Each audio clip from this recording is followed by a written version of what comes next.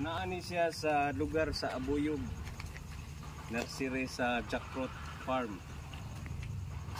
Mao ni karon ang ilahang grafted nga seedling na nay bunga.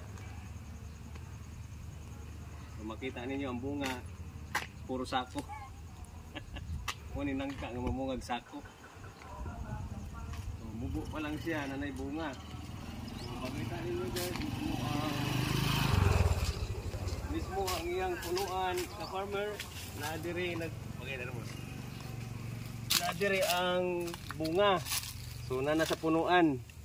So naalang ni diri siya hing tubo, tapos pwede ni siya tabunag yuta muna nga nay miingon nga nangka nga nailam sa yuta kay gitabunan kay naghigda naman sa yuta.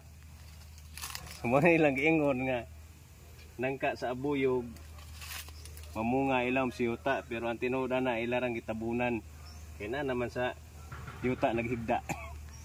So naara ni diri makita ang ilang nangka nga pwede di mamunga sa punuan tungod kay grafted ni siya. So makita ninyo na ang bunga sa yuta nas punuan. Yawa picture ko.